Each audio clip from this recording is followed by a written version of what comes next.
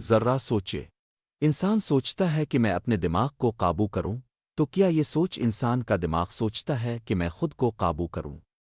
یہ سوچ کہاں سے آتی ہے؟ اگر دماغ خود کو قابو کرنے کا کہہ رہا ہے تو پھر حکم دینے والا وہ کون ہے؟ کون ہے وہ اصل اہم؟ آئیے اب اس کو سائنس اور اسلام کے نظریے سے دیکھتے ہیں۔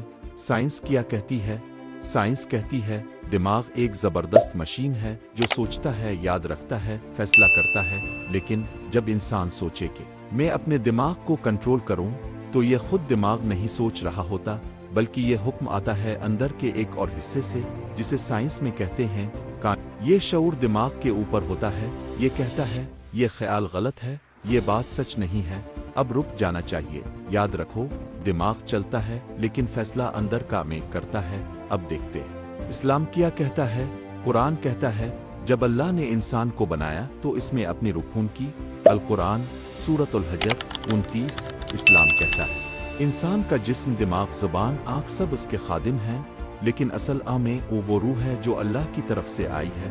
دل وہ جگہ ہے جہاں روح کے اشارے آترتی ہیں، اور دماغ وہ ہے جو ان اشاروں پر سوچتا ہے۔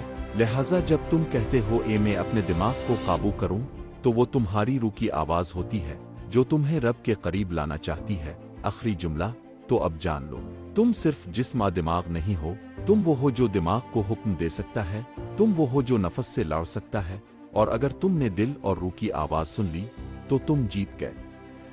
سائنس تو صرف فزیکل جسمانی چیزوں کو مانتی ہے، تو پھر یہ کانشسنس یعنی خالص شعور کیا واقعی انسان کے اندر موجود ہے؟ اور اگر ہے تو سائنس اس کو کیسے مانتی ہے؟ لیکن سوال یہ ہے اگر ہمارے اندر روح ہے تو پھر ہم غلط کام کیوں کرتے ہیں؟ پھر ہم پریشان، خالی اور بے چین کیوں ہوتے ہیں؟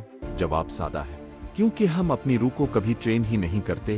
مثال جیسے جسم کو صحت مند رکھنے کے لیے ورزش، نیند، کھانا چاہیے، ویسے ہی روح کو آدم الہی سچائی، خاموشی اور سچائی پر چلنا چاہیے۔ اختتام، کال ٹو ایکشن۔